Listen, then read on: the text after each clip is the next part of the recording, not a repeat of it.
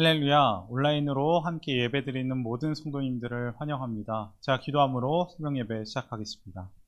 하나님 아버지 감사합니다. 오늘도 온라인으로 하나님 앞에 나와 하나님의 말씀을 나누게 하시니 감사를 드립니다.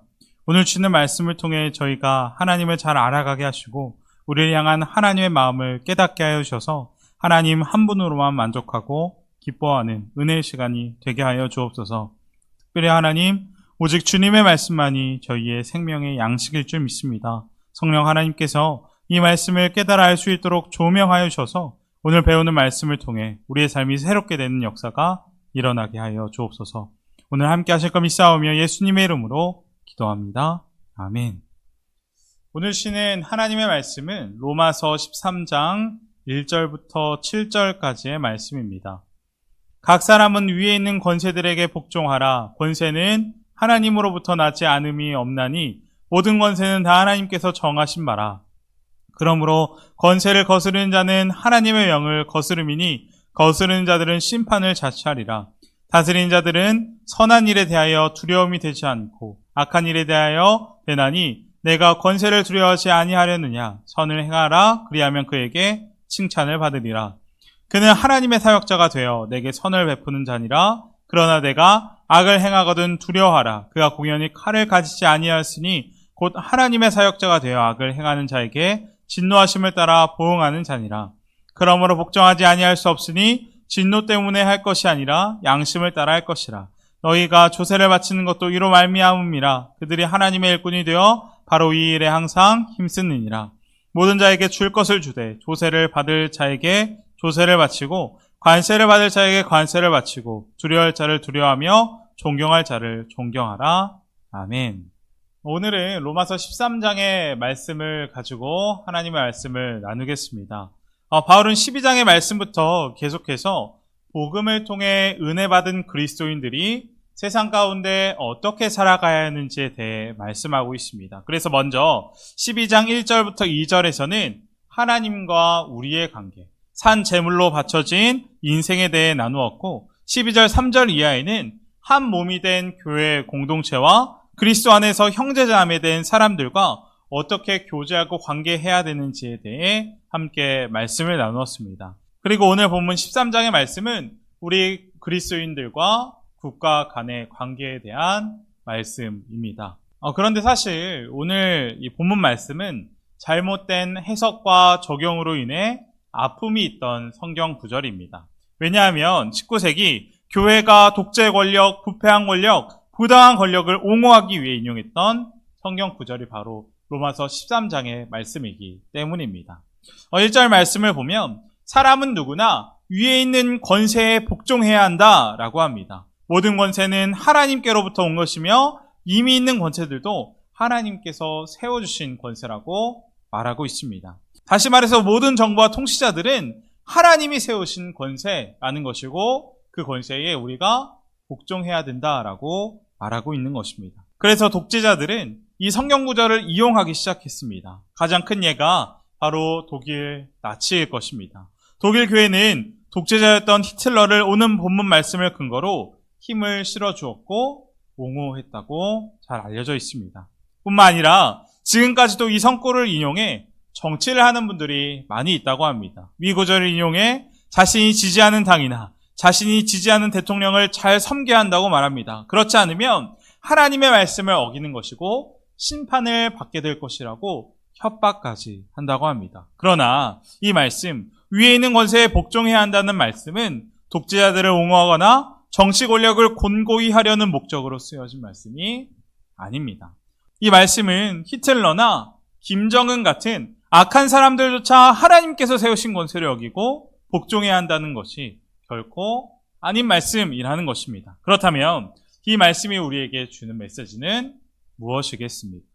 자, 오늘 바울이 말하고 있는 이 말씀의 핵심은 다음과 같습니다. 예수님을 믿는 사람은 어떠한 부정한 권세에도 무조건적으로 복종하고 따라한다는 말씀이 아니라 세상 국가 권력을 무시하거나 부인해서는 안 된다라는 것이 핵심입니다. 그리고 그것을 4절과 6절의 말씀을 보면 잘 알 수 있는데 4절과 6절 말씀을 보면 바울은 세상 정부나 국가, 통치자들, 위정자들에 대해 뭐라고 말하고 있냐면 하나님의 일꾼이다라고 표현하고 있습니다. 4절 말씀 제가 다시 읽겠습니다. 권세를 행하는 사람은 각 사람에게 유익을 주려고 일하는 하나님의 일꾼입니다. 아멘. 권세를 행하는 그 사람들은 하나님의 일꾼이라고 말씀하고 있는 것입니다. 사실 바울 당시 가장 큰 권세를 가지고 있던 나라는 바로 로마 제국이었습니다. 하지만 우리가 알듯이 그 로마가 하나님의 일꾼이라고 할 수 있습니까? 그렇지 않습니다. 바울은 로마 제국이 얼마나 하나님을 멀리하고 하나님의 뜻과 반대되는 제국이라는 것을 절대 모르지 않았을 것입니다. 분명 로마 제국은 많은 우상 숭배와 황제 숭배가 만연한 곳이었고 팍스 로마나 그들이 가진 힘과 권력, 군대로 많은 사람들의 피를 흘리며 평화를 이루어가는 그런 제국이었습니다. 그런 나라가 어떻게 하나님이 인정하신 권세라고 말할 수 있겠습니까?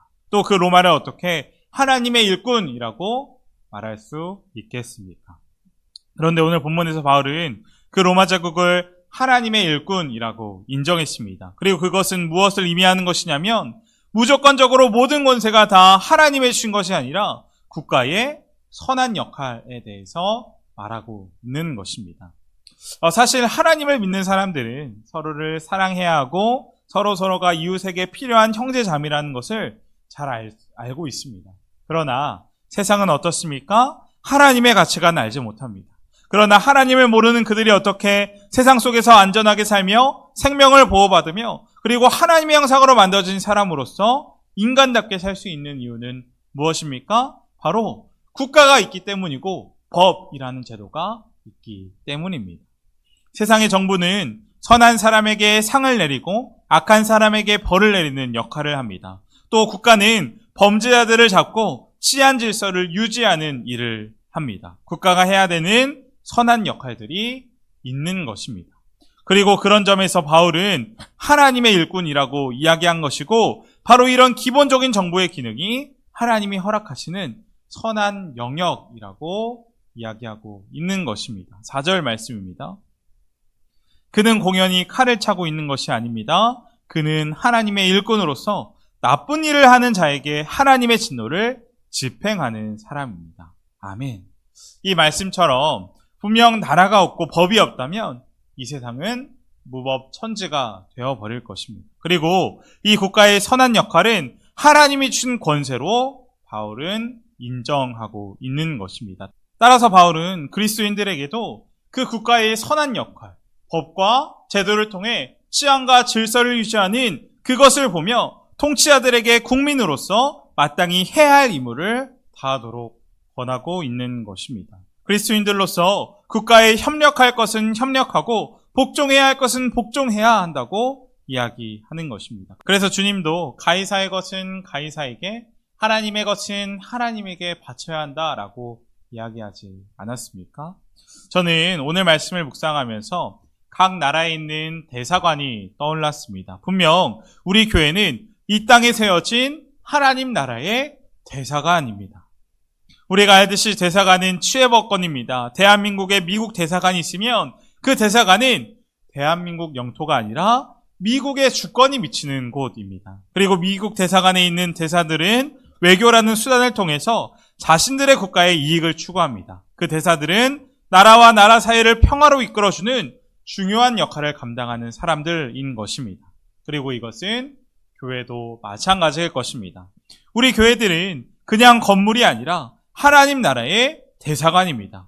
우리 교회가 분당에 있지만 이곳은 세상의 질서보다 더 중요한 하나님 나라의 주권 질서가 행해지는 하나님 나라의 대사관인 것입니다. 그렇다면 그 교회를 다니는 우리는 무엇이 되는 것입니까?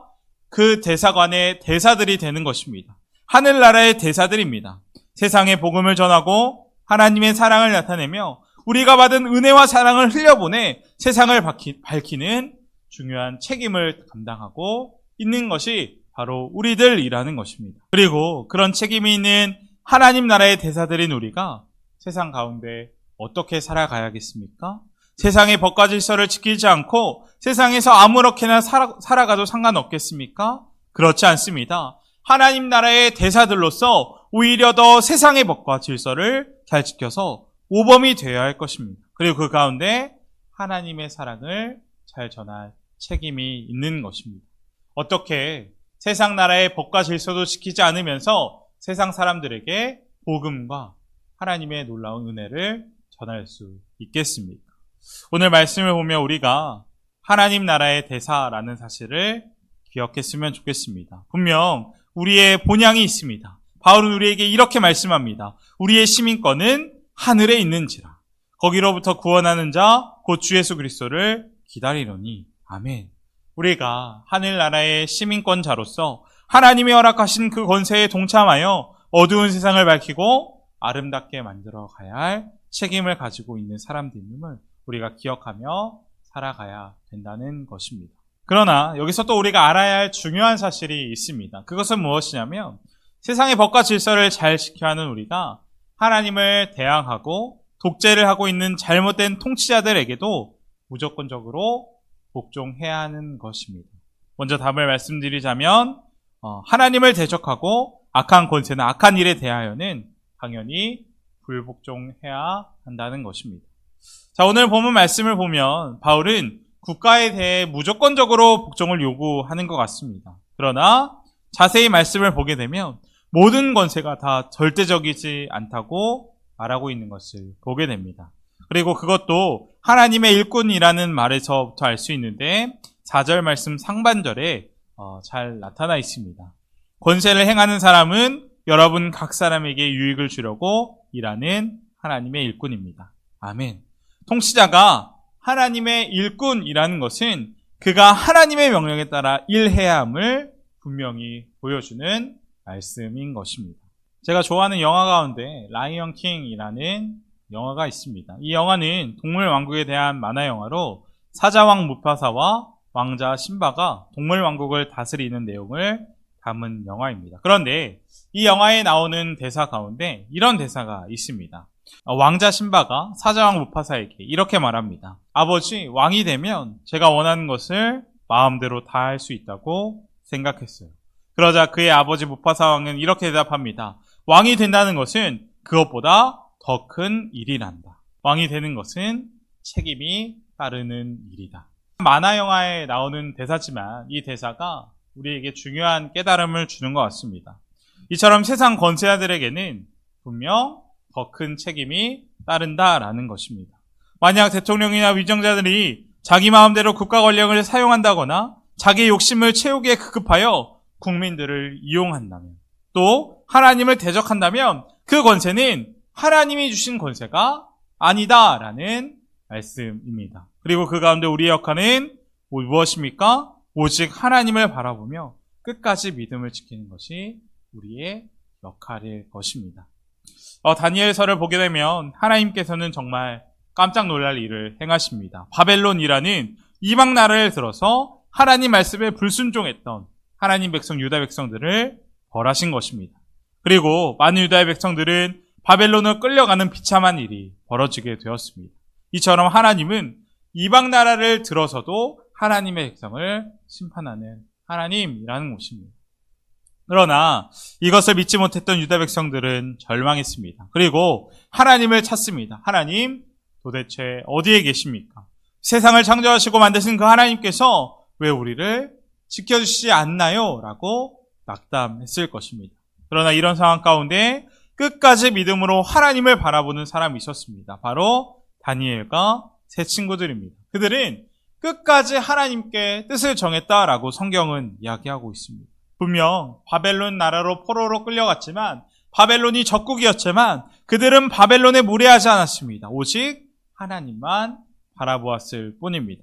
또 다니엘의 세 친구들은 어떻습니까? 사드락과 메삭과 아벳느고는 느부갓네살 왕이 만든 금신상에 절하지 않았습니다. 그래서 풀무불에 던져지기까지 했습니다. 그러나 그때에도 그들은 왕에게 무례하게 하거나 저주하지 않았습니다. 끝까지 믿음을 지켰을 뿐입니다. 또 초대교회 시절 수많은 그리스도인들이 로마 황제를 경배하라는 요구에 불순종하여 순교했습니다. 일제시대 때 일본 정부도 곳곳에 신사를 세워 참배하도록 함으로써 일본 천황을 살아있는 신으로 숭배할 것을 강요했었습니다.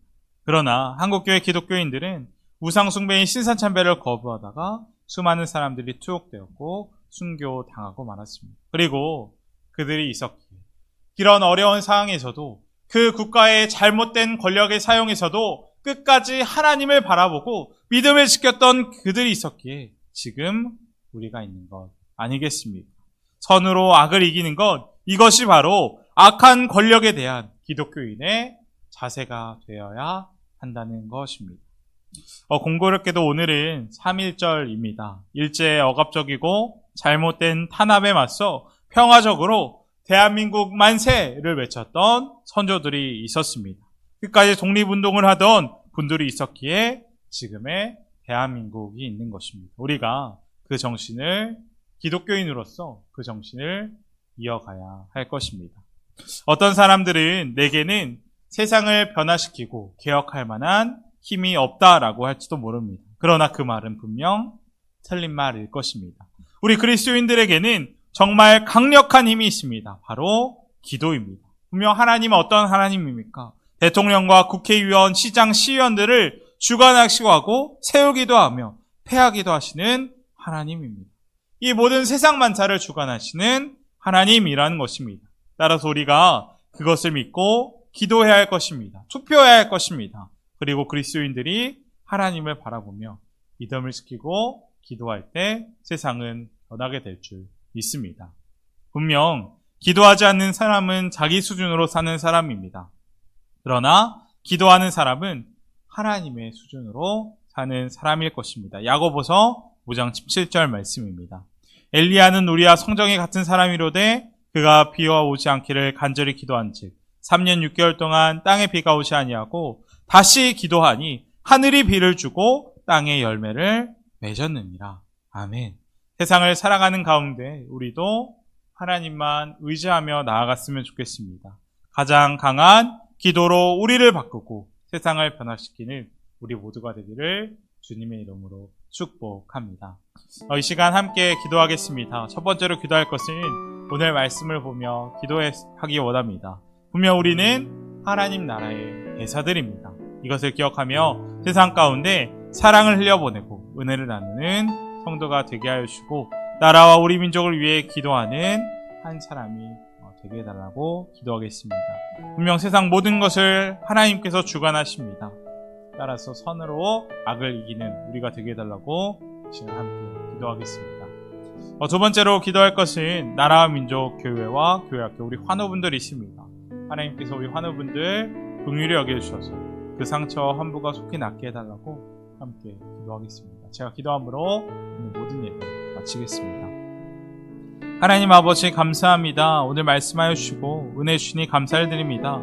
하나님 오늘 말씀을 통해 이 세상 모든 것 다 하나님께서 주관하시고 움직이신다는 것을 보았습니다. 성령 하나님, 우리의 주관자 되신 하나님을 바라보게 하여 주시고 하나님 나라의 대사로서 어두운 세상 가운데 말씀으로 기도로 사랑을 빛을 밝히는 저희 모두가 되게 하여 주옵소서. 하나님 특별히 오늘은 3.1절입니다. 3.1절의 정신을 기억하게 하여 주시고 우리가 기도로서 선으로 악을 이길 수 있도록 힘주시고 능력을 더하여 주옵소서. 이 모든 말씀 예수님의 이름으로 기도합니다. 아멘.